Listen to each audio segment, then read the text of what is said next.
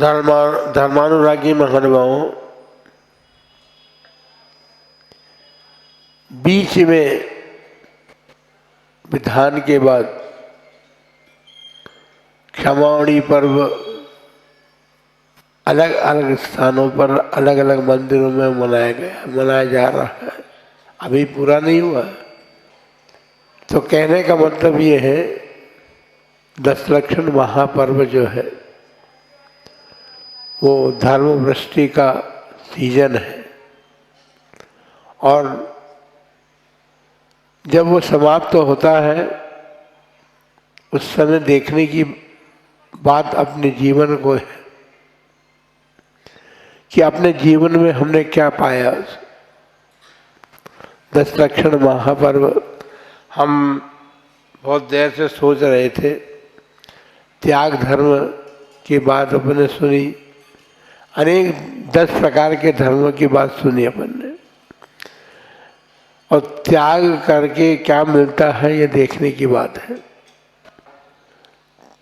टोंक की इस धर्म सभा में गिंगरावासी भी बैठे हुए हैं,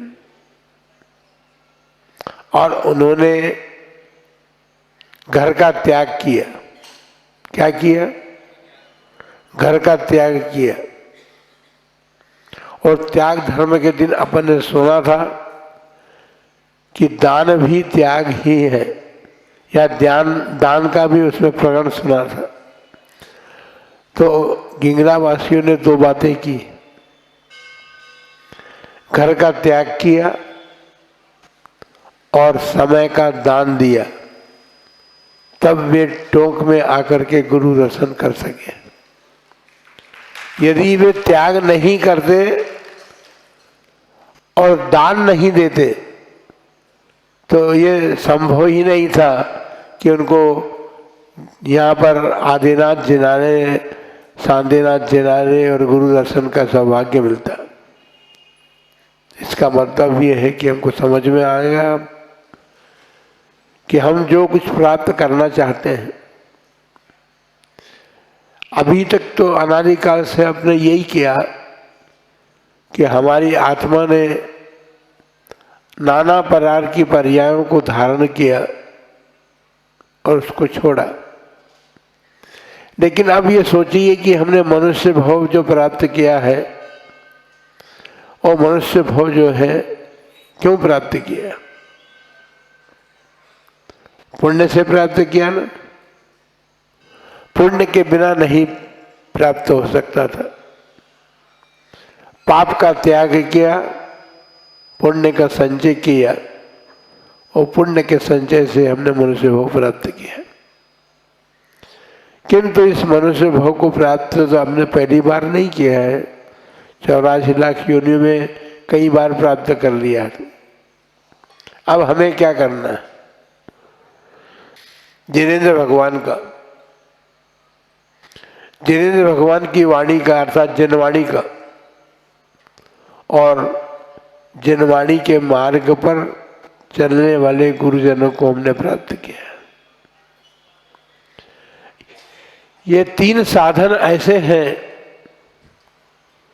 जो हमें सारा संदेश दे देते हैं। हमने संगी पर्याप्त प्राप्त की है, संगी पर्याप्त मनुष्य जन्म प्राप्त किया है। मन हमारे पास में है, क्योंकि हम संगी हैं। जो संगी होते हैं उनके पास मन होता है। मन एक ऐसी वस्तु है, एक ऐसा पदार्थ है कि व्यक्ति चाहे तो परमात्मा पद को भी प्राप्त कर सकता है, और नहीं तो, यदि नहीं चाहे तो क्या होगा? संसार में भटकते रहेंगे। और संसार में भटकने का कारण क्या है? बंधन। अभी संसार के प्राणी जो है संसार के बंधन में बंधे हुए हैं। कहा है, मन एव मनुष्याणाम कारणम बंध कारणयो, कारणम बंध मोक्षयो ग्रहेषु शक्तम बंधनाय मोक्षाय तपस्या स्थितम। 10 लक्षण पर्व में हमने उत्तम तप की बात भी सुनी है, और यह कहा गया इस कारिका में कि मनुष्यों का मन जो है वही बंध का कारण है, और वही मन मोक्ष का कारण भी बन सकता है। आवश्यकता इस बात की है कि हम ये जाने कि हमारा मन जो है वो ऐसा है कि हम चाहेंगे तो हम मोक्ष के रास्ते पर भी चल सकेंगे। तत्वार सूत्र में सभी ने तो सुना होगा, क्योंकि गिंगरा में भी 3 महाराज चातुर्मास कर रहे हैं संघ के, तो वहां पर भी सुना होगा आप लोगों ने। देखिए, गिंगरावासी आज बहुत बड़ा आशीर्वाद मांगने के लिए आए हैं। उन्होंने देखा कि टोक वालों ने तो 458 चैत्यालयों की वंदना की, पूजा की, आराधना की है, पुण्य अर्जन किया है। तो हम कुछ इससे बढ़ करके कोई काम करें तो ज्यादा अच्छा होगा। 458 चैत्यालय तो मध्य लोक के हैं, लेकिन ये तो 3 लोक विधान करने वाले हैं। इन्होंने 3 लोक विधान का आशीर्वाद मांगा है, क्योंकि इनको महाराज ने भेजा है कि जाना और आचार्य श्री से आशीर्वाद लेकर के आओ। 3 लोक के चैत्यालय तो और भी अधिक हैं। अपन ने तो 458 चैत्यालय की वंदना की, लेकिन 3 लोकों में तो और भी अधिक चैत्यालय है। 3 लोक की सीमा के किनारे पहुंचने के बाद सिद्ध शिला है, और उस सिद्ध शिला से भी ऊपर जाकर के सिद्ध भगवान विराजमान है। हम भी यही चाहते हैं, सभी लोग यही चाहते हैं कि संसार तो घूम करके हमने देख लिया। यदि हम आपसे पूछें कि भाई टोंक में आपने क्या देखा है, टोंक में घूम करके आपने सब देख लिया? हाँ, देख लिया। बड़े बड़े जिनालय हैं यहाँ पर, और जिनालय के साथ साथ अब टोंक बड़ा हो गया। ये जाना ना, टोंक पहले छोटा था, अब बड़ा हो गया, क्योंकि टोंक जिला बन गया है। यही तो हम अनादिकाल से सब देखते आ रहे हैं, क्या छोटा है क्या बड़ा है।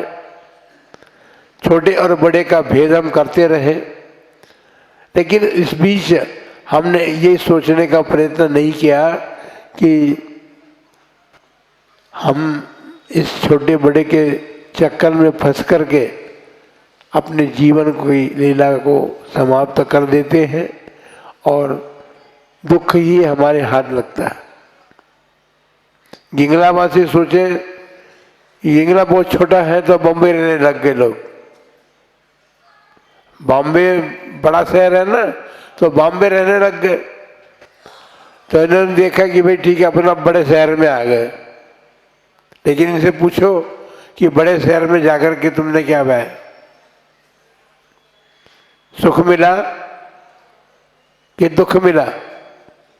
बोलो ना, दुख ही मिला ना। क्यों? अरे भाई, छोटे से गांव को छोड़ करके बड़े शहर में गए थे, तो वहां तो सुख मिलना चाहिए था, क्योंकि शहर बड़ा था। चाहे शहर बड़ा हो या छोटा हो, चक्रवर्ती के पास सटखंड का अधिपतित्व होता है। इससे बड़ा साम्राज्य किसी के पास नहीं होता। लेकिन फिर भी चक्रवर्ती दुखी था। संसार सुख का कारण है ही नहीं, संसार में सुख है ही नहीं। जो लोग ये सोचते हैं कि संसार में सुख है, तो इससे ज्यादा अज्ञानता का कोई कारण नहीं हो सकता, क्योंकि संसार जो है वो सुख का कारण है नहीं, संसार में सुख है ही नहीं। जब संसार में सुख ही नहीं है तो उसमें क्यों खोज रहे हो? यहाँ पर हमने सब कुछ प्राप्त भी कर लिया, और सब कुछ प्राप्त करने के बाद जो कुछ भी मिला है हमें, पुण्य संपादित किया हुआ था पिछले जन्म में, तो हमें सब कुछ मिल गए। लेकिन कभी आपने बैठ करके शांत चित्त होकर के सोचा है कि जो कुछ हमें प्राप्त हुआ है वो हमारा है या नहीं है? हाँ, आपका है, पर मेरा मेरा तो सब करते हैं। आपका नहीं होकर भी मेरा मेरा करते हैं सब संसार के प्राणी। ये संसार की वस्तुएं जो है, जो भी प्राप्त किया है वो सब नाशवान है। हमें प्राप्त हो गया है और आसक्ति जो हमारे भीतर है, उस आसक्ति के कारण हम इसे अपना मान रहे हैं, लेकिन ये किसी का भी हुआ नहीं। जो घर आपके निवास का स्थान है, संभव है कि कालांतर में अन्य कोई व्यक्ति आकर के उसको खरीद कर उसका मालिक बन सकता है। फिर हम किस मद में हैं कि हम इस संसार के तुच्छ विषयों को प्राप्त करके अपने को बहुत बड़ा मान रहे हैं। वियोग धर्मी तो आप स्वयं भी हैं। जिस शरीर को आपने प्राप्त किया है वो शरीर भी आपके साथ रहने वाला नहीं है। जब आप यहाँ से प्रयाण करेंगे तो शरीर यही रहने वाला है। दूसरी गति में जाकर के आपको दूसरा शरीर मिलेगा। छोटे से छोटा और बड़े से बड़ा शरीर भी आपने प्राप्त किया है, और फिर भी वो शरीर अभी तक आपके साथ नहीं है। यदि ये वो शरीर आपके साथ होते तो पता नहीं कि इनको रखने की जगह भी मिलती कि नहीं मिलती। आपको रहने के लिए जगह नहीं थी तो नसिया के बाद का जंगल खरीद लिया। ये नसिया भी जंगल में ही थी। हमने सन 70 में चातुर्मास के जंगल में ही थी। इस जंगल में भी इतनी बड़ी नसिया बन चुकी है, पर बड़ी बनने के बाद भी यदि एक एक व्यक्ति अपने पिछले जन्मों में जो कुछ प्राप्त किया है उन शरीरों को एकत्रित करना चाहे तो नसिया कुछ भी नहीं है उसके सामने। बंधुओं, अनादिकाल हो गया है और अनादिकाल से हमने क्या प्राप्त नहीं किया ऐसा सोचना पड़ेगा हमको। अर्थात सब कुछ प्राप्त किया है, लेकिन वो सब हमारे साथ नहीं रहा। हम एक पर्याय से दूसरे पर्याय में गए और उसे छोड़ करके चले गए। संसार का प्राणी सोच ही नहीं पाता। वो एकत्रित करने में संचय करने में लगा हुआ है, पर संचय किस लिए है? कुटुंब परिवार के लिए। कुटुंब परिवार के लिए संचय में लगे। ये सुखी हो जाए। मैं सुखी था, आपके पिता थे, उन्होंने भी सोचा कि भाई मेरा पुत्र जो है सुखपूर्वक जीवन व्यतीत करे। उन्होंने भी संचय करना शुरू किया था। एक पिता के 3 बेटे हैं और पिता सोचता है कि भाई मेरे बाद में इनका क्या होगा, इनको भी सुख मिलना चाहिए। वो सोचता है भाई तीनों के मकान अलग बना दिए उसने। मकान तो रहने के लिए चाहिए ना, पर मकान में रह करके मकान रहने का साधन बनाने से क्या होगा? खाने पीने का साधन भी तो बनाना पड़ेगा। तो पिता ने सोचा कि भाई तीनों बेटों के नाम पर फैक्ट्रियां बना दी जाए। तीनों जनों ने फैक्ट्री बना दी, तीनों लोगों की फैक्ट्रियां बन गई। लेकिन अब वो पिता सोच रहा है कि पोता जो हुआ है उस पोते का क्या होगा। अभी 4थी फैक्ट्री और चाहिए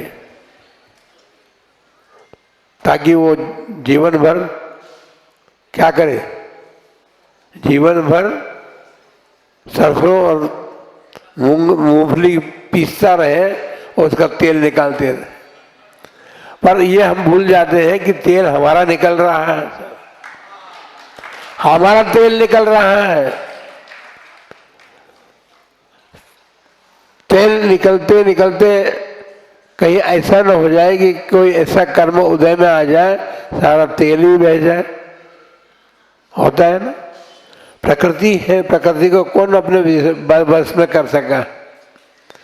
प्रकृति न जाने कैसे कैसे रूप दिखाती है, और उस प्रकृति ने जो रूप दिखाया है अपन सबने देखा है इस बार। अच्छा हुआ कि 10 लक्षण महापर्व में प्रकृति बरसती रही, एक दिन भी रुका नहीं, 10 दिन बरसती है प्रकृति। 2 फायदे हुए, नुकसान भी हुआ और 2 फायदे भी हुए। एक तो ये हुआ फायदा कि हम विधान कर रहे थे, 10 लक्षण महापर्व मना रहे थे, सुख और शांति पूर्वक हमने 10 लक्षण पर्व मना दिया। लेकिन दुख इस बात का जिन लोगों को भी हुआ हो, किसान तो रोए रहा है, भले ही रोए वो, लेकिन यहाँ की सरकार बड़ी वो है, हिंदुस्तान की सरकार बहुत दूसरे प्रकार की है। अभी रोएंगे 10-5 दिन रोने के और आंदोलन करेंगे, उनको मुआवजा दे देगा सरकार। पर वस्तु स्थिति है कि दुखी वास्तव में कौन हो उस प्रकृति से? दुखी तो व्यापारी है। किसान तो रोज होकर के भी मुआवजा प्राप्त कर लेगा, लेकिन व्यापारी क्या करेगा? व्यापारी को तो टैक्स देना है।